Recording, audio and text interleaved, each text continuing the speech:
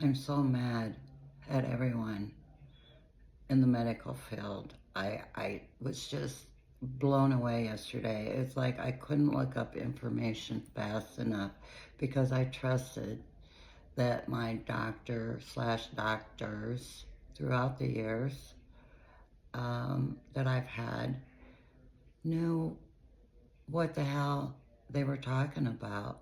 As it turns out, they don't. And thank God for the internet, so you can look up your own symptoms or why you still feel crappy. Have you ever had a test, let's say for your thyroid, and they're like, oh, everything's normal. Yeah, you're fine. No, I'm not fine. I still feel crappy. Wait until you hear what I found out about thyroid and the levothyroxine that I've been taking since I was 24 years old. And not just that, I also have a thing called essential tremor. And they call it ET. It's a neurological disorder. It cannot be cured. And I found out lots of information that the doctors didn't tell me. And there's another medicine that was making that medicine not work. And it's related to the thyroid medication I was taking. And then I found out that same medication affected when I go into AFib, which I thought started happening after I had the COVID shot. I don't think so. Now you give them a list of your pills, right? They know what you're taking. They see the list. They go over the list. And yet when you go in for a thyroid test like I do all the time, they tell me I'm normal. Finally, I said, then why do I still feel like shit? And she just looked at me like, I don't know. I don't know what to tell you. One time I went to AFib. I'm in the ER for 7 hours. A cardiologist came in and you know what she said to me? I couldn't believe it. She said, your thyroid is off the charts. Quit taking your thyroid medicine for a couple weeks. I was hyperthyroid, not hypo. I'm low thyroid, not the other.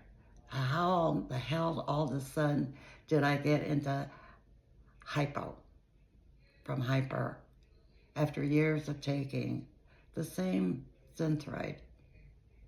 Unbelievable. This one pill that I've been taking for quite some time was causing havoc on all these medications, and not one word was said. Not one stinking word. I was so upset. I thought I was going to jump right out of my body. So the levothyroxine that I'm taking for my thyroid hasn't really been in full effect. The medicine that I take for my restless leg, that isn't doing what it's supposed to be doing because of this one medication. And it also attributes to my AFib. And my AFib is also connected to my thyroid medication. So all these three things, my ET, my RLS, and my AFib, are all related to one medicine that I've been taking for a very long time. The answer, one word, Prozac. Yeah. Prozac was originally given to me by a doctor back in my home state for PMS, for migraines. I believe that was all it was for. I wasn't on it like forever. And it did help. I think I was in my mid 40s when I had a lot of PMS going on there and was quite grouchy and irritable and impatient. And I also suffered from migraines pretty badly for a number of years, and she told me it was probably hormonal and that they would go away. And basically they did. I get one every once in a while, maybe a couple times a year, if that. But that did go away. I wasn't on Prozac that entire time. I mean, I did wean myself off of it. And then my husband got kidney cancer, which was fatal, and they gave him 2 to 3 years to live. And I really had a hard time with that. And I did get put back on Prozac, 40 milligram. That was higher than before. I was on 20. And quite frankly, I've been on it since then. Don't ask me why. They kept renewing it. They kept refilling it. I kept picking it up. Did I think about stopping? It didn't seem like it was mattering one way or the other, whether I took it or not. I didn't feel better. I didn't feel worse. Honestly, I don't know why I kept taking it. But one day, I decided, why am I taking this? And so I just started slowly reducing, like every other day, then every third day, and then I'd forget, and then I'd take one, and then maybe another day I'd take one, and then I'd forget for a week. And then finally I'm like, I put whatever is in my little pill container back in the prescription bottle. And this has just been recently. I mean, probably within the last month that I stopped taking it, not knowing that it was creating havoc with me for years. And because I was on it for so long, it can take 4 to 8 weeks to completely cleanse out of your body. So I think I'm still going through that. But in the meantime, I'm coming up for another thyroid test. The last one they said was normal. I argued with them about that, and that was, I think, about 4 months ago. And that was after the cardiologist at the hospital said, quit taking your thyroid. You're over-medicated, and that's what's causing your AFib.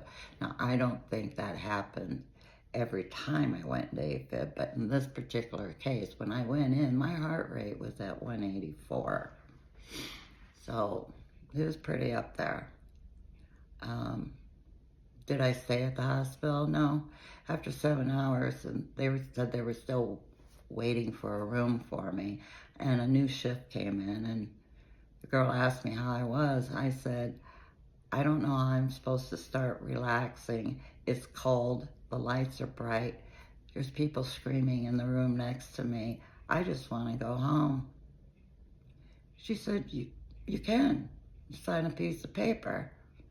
Sign yourself out. I said, okay. So she brought the paper, within seconds. I signed it. She took it from me, and she said, do you know your way out of here? And I said, yes, I do. And I left, and I haven't seen a doctor since. I didn't go to a cardiologist. They never called me. No one's ever checked up on me. I thought my regular doctor was sent all this information, but it turns out I had to fill her in of what happened.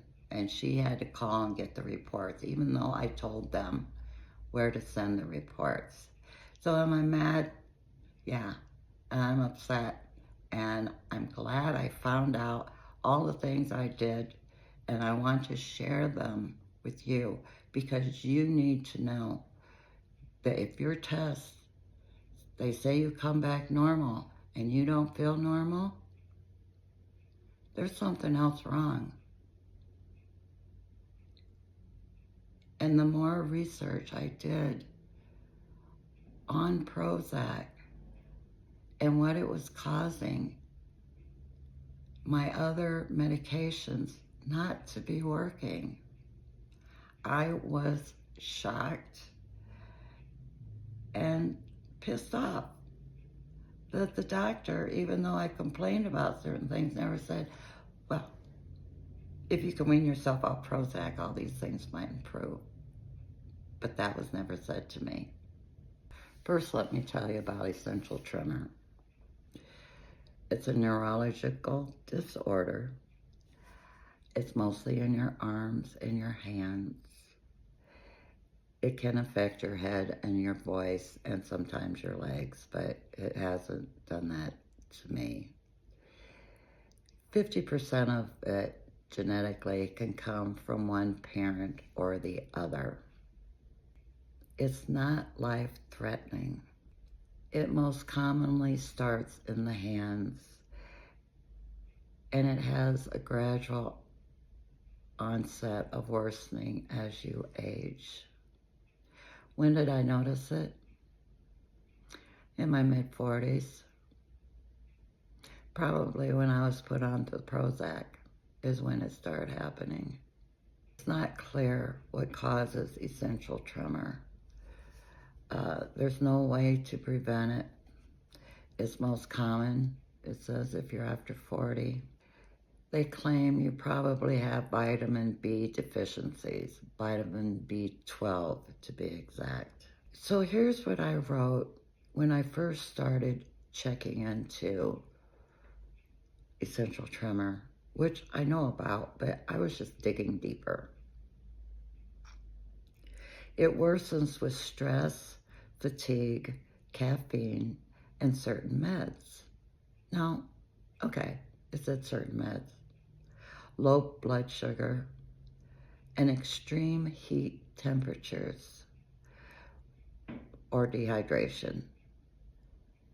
So when I first noticed that the tremors were getting worse was this summer when it was like 118 for I don't know how many days. It was so ungodly hot, and I noticed that my handshaking was worse, and it was due to the high temperatures. We have to stay hydrated, vitamin D, avocados, almonds, cashews, whole grains, a balanced diet. The Mediterranean diet is supposed to be good for it. You're supposed to stay away from sugary snacks, red wine, white bread. What's another, other than vitamin D, magnesium is a good one to take. They say gabapentin, and isn't everybody prescribed gabapentin? I will never take that. I refuse to take gabapentin. I don't think it would help. They say Xanax. That's a controlled substance. You don't want to get addicted to something. Clonazepam, which they put that, I had that when they first started my restless leg medicine. That did nothing. They say Botox can help, but that's usually more severe cases, like the head and your voice. The best are Inderal, which is the beta blocker, or Primidone, which is an anti-seizure medication in a low dose. It's not a high dose is what a person with seizures would be taking. So other meds, they say, thiamine, which is B1, B6, B12, calcium, 350 milligram of magnesium, shows promise of reducing the essential tremor. It's never going to go away. You're always going to have it. There's no cure. There's no cause either. They don't know where it comes from. Somewhere in the brain, I guess. Then I went on to read more about it. Certain meds can make it worse, which I had kind of read that, but now they're like asthma inhalers, certain heart treatments, steroids, thyroid medication, and antidepressants such as fluoxetine, which is Prozac. I'm like, what? So thyroid medication and the antidepressant could be making my essential tremor worse. Did the doctors tell me this? No. Did they have a list of meds I take? Yeah, they did. Did they ever say, if you stop taking Prozac, some of this might clear up? You might feel better? Your essential tremor and restless leg could improve? No, they didn't say that. They didn't say it. Nobody did. For flippin' years. However, here's another thing. When my last test was normal, then I found out you're not supposed to be taking biotin. It can throw those results off. No one's told me that. Is that why they came back normal? Because I was still taking biotin? You're supposed to be off it for like at least 48 hours before you have a thyroid test. No one ever told me that. Ever. I quit taking biotin as soon as I found out. So my thyroid levels are not normal. I knew that they weren't. Prozac also interacts with your thyroid medication, leading to lower levels in your thyroid, in the blood, and higher TSH levels, which indicate reduced thyroid function. Prozac reduces how much levothyroxine your body absorbs or utilizes. So it's not even doing what it's supposed to be doing for your thyroid.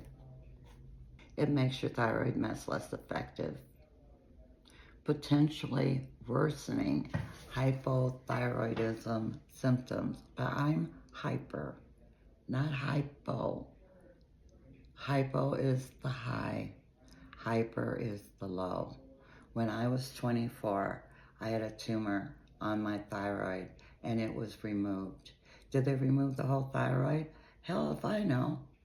I don't remember. I'm 24. I have 4 kids. My twins were 6 months old.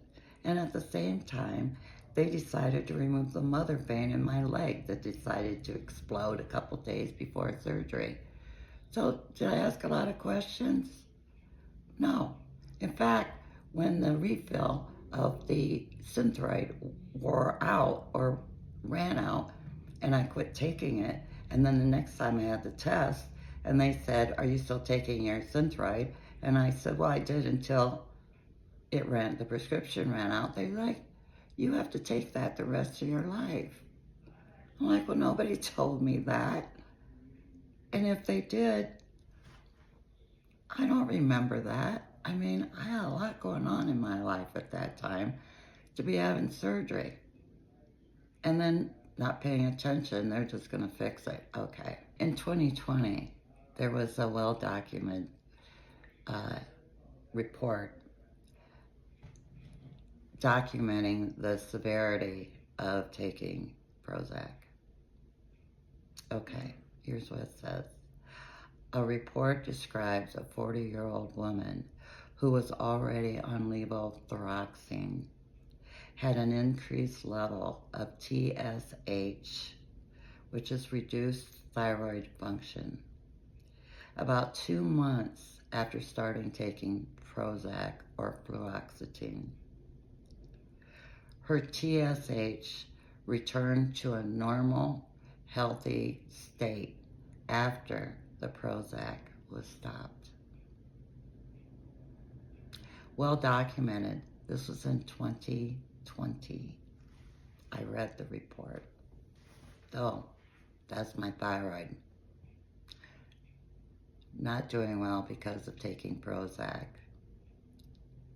Prozac can cause or worsen restless leg syndrome, acting as a potential trigger. No one told me that either.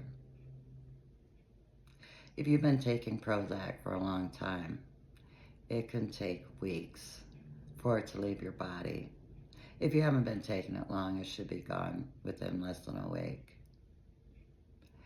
Prozac can also make your heartbeat faster or cause an irregular heartbeat.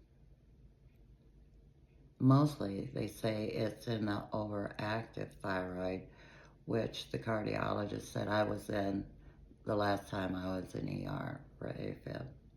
Now, here's some good news on essential tremor. This is a report from 2014. It appears the administration of an intravenous thiamine or B1 injection is very helpful for the prolonged treatment of essential tremor. I'm going to look into that, getting some B1 shots to help that. It's safe to use for prolonged treatments, and the improvements of essential tremor continue during treatment and could have a restorable effect. No one's ever said, hey, we can help you out here. Have you ever wanted to try this? Or we might have something that'll help you, make you feel better. No, they don't. You gotta know it's you have to take care of. They're not gonna do it. Oh, there's more. Now I'm switching back to essential tremor. I have notes written all over the place. I tried to condense them, but I was writing so fast. It was like, I could hardly figure out what to spit out first. I was so upset. Then I wanted to know, why is ET worse in the morning, essential tremor? Why is it worse? Well, overnight dehydration, low blood sugar from fasting, accumulated fatigue, which I don't sleep worth a darn, and I think I have accumulated fatigue, and electrolyte imbalance of potassium, calcium, and magnesium, which has or it impacts your muscle control. So what do you do in the morning when you feel like it's worse? Well, you eat something. That's what they say. Drink some water. Limit the triggers, like caffeine. So, all right, I've never done that. Stretching or deep breathing to store your calm. Well, when I wake up, I usually am calm. So I don't know what more I can do to restore the calm, except maybe not drink coffee, and that's never going to happen. So I got to think of other things. Here are the vitamins they say that will help your essential tremor. And many of these also help with your restless leg.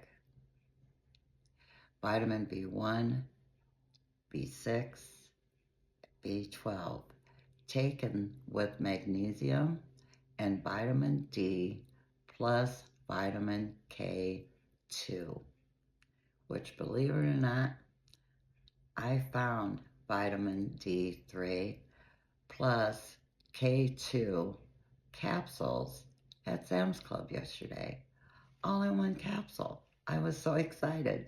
So last night I took a magnesium, vitamin D3 and Ka2, and they also say turmeric. So I have turmeric. In fact, I'm looking over at a counter full of vitamins and nutrient things we're supposed to be taking, and I will say it is helping. And if you take vitamin D, like most U.S. people should be doing, because it's like 85% of us are efficient in vitamin D. And the reason being is they tell you, it's actually the Institute of Medicine told us this. I think they've changed their name. It's a private institution. They say the daily intake should be 600 IUs. Now, there was a report done in 2014 where it should have been corrected, and they say, well, it was a mistake and we meant to correct it, but they forgot. The correct amount of daily IUs for vitamin D is 8,895 IUs, not 600. Now, this other doctor calculated out if you're taking 10,000 units of vitamin D and you equal that into milligrams, that's 25 milligrams. It sounds like a lot, but when you go by milligrams, 25 milligrams, no big deal, right? Vitamin D controls 10% of your entire body functions. If you get 20 minutes of sunlight daily, you have reached that goal of 10,000 units. Just 20 minutes a day of sunlight, and you've already reached that. But I have read that here's how you know if you are taking too much vitamin D, which I heard was virtually impossible to do. Even if you took 100,000 units a day, it'd have to be for months at a time. You would not do anything taking an excessive amount of vitamin D. It says if you have frequent thirst and frequent urination, you're constipated, you're taking too much vitamin D? Really? Excessive thirst leads to excessive urination? That sounds like more of a diabetes thing to me than a vitamin D. Oh, also you could have nausea, vomiting, tiredness, and irritability.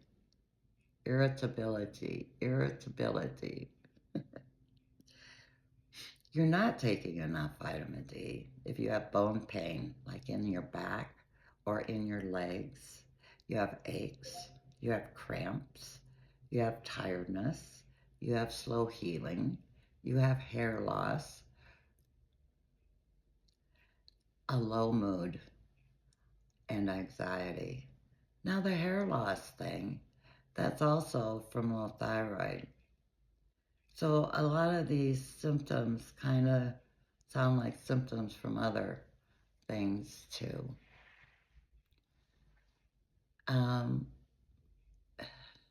I'm still mind blown by what I've read.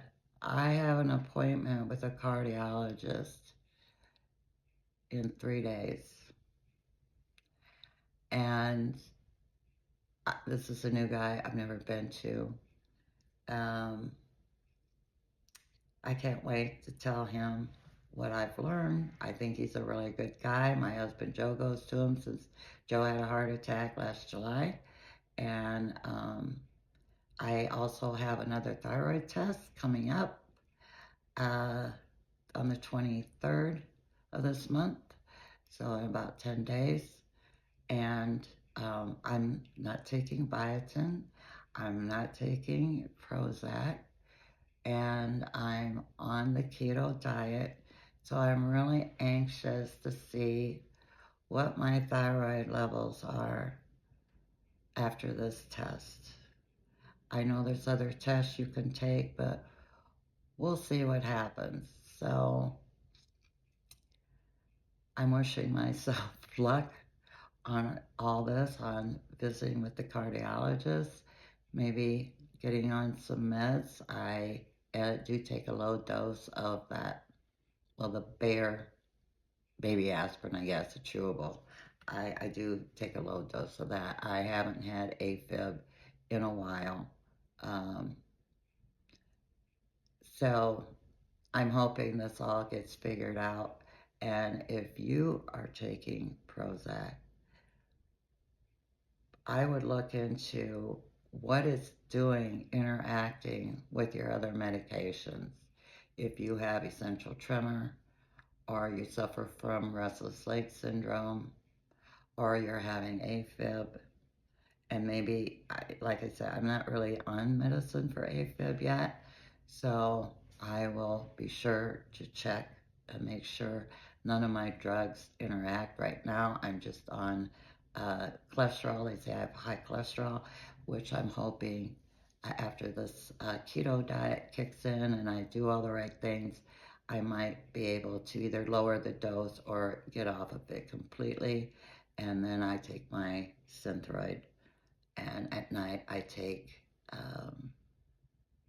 Mirapex, or it's called Premapraxline, for my restless leg, and a lot of people don't like that. There's a lot of people saying you need to get off of that, but it works for me, so I'm not budging from that one, because if you have restless leg, you know how miserable it can be at night. So be your own doctor. Take care of you. And if you don't feel right after a test says it's normal, you need to start checking. You need to start Googling. So take care of your health, because I don't feel the doctors, especially here in Arizona, they don't take care of me like they did my home state of Illinois. Back in the good old town of Moline, Illinois, I had the best doctors, and here, no, I'm not happy with the medical team here. So thank you so much for watching, and I hope you have a good day. Please hit that subscribe button if you liked some of the stories I have. I have more coming up on the keto diet, and I have some new recipes I'm going to be trying for that, and we'll see if they're yummy enough for people that aren't on keto, because who wants to eat that if you're not on keto, right? Especially if it tastes gross. So we'll see you later.